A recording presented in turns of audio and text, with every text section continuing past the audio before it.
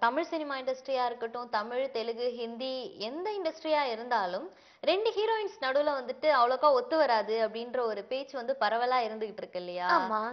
ஆனா இப்ப வந்து நம்ம ஹீரோயின்ஸ்லாம் அத முறியடிச்சிருக்காங்க. 2 பேர் வந்து திக் ஃப்ரெண்ட்ஸா இருக்கிறது, ஆமா. இவங்களுக்காக அவங்க வந்து ரெக்கமெண்ட் பண்றது ஆமா, படத்துக்காக, ஆமா. இந்த மாரி நெறைய கண்டிப்பா. விஷயங்கள் சமீபமா நடந்துகிட்டு இருக்கு. ம். அதே மாதிரி இப்ப நடந்த ஒரு விஷயம் என்ன அப்படின்னா, பிரியானந்த் வந்துட்டு விசாகா சிங் கிட்ட கால் ஷீட் வாங்கியிருக்காங்களாம். ஓகே.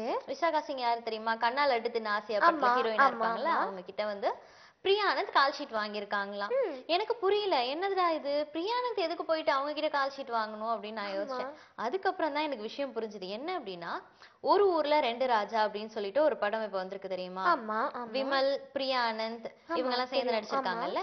சோ இந்த படத்துல வந்துட்டு டியூவல் ஹீரோயின் சப்ஜெக்ட் தான் அது.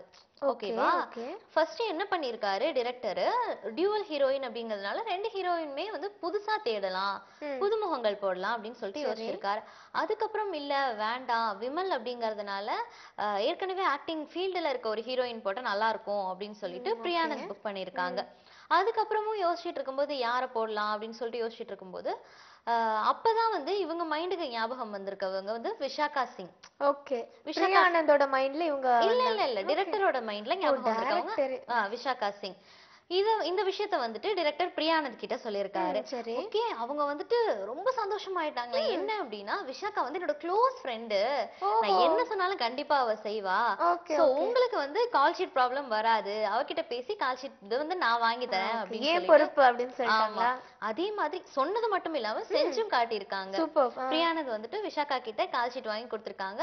பட் என்ன அப்படின்னா, ம். விஷாக்காக்கு வந்து ஒரு கெஸ்ட் ரோல் தானாம். ஓகே. அந்த படத்துல. இருந்தாலும் பிரியானந்த் சொன்ன ஒரே காரணத்துக்காக, ஓகே நான் நடிக்கிறேன் செஞ்சு அப்படின்னு சொல்லிட்டு குடுக்குறேன்னு கெஸ்ட் சொல்லியிருக்காங்க. ரோல்ல செஞ்சு குடுத்துருக்காங்க. சூப்பர். எவ்வளவு பெரிய மனசு இல்ல? இதெல்லாமா நட்பு? ஆமா.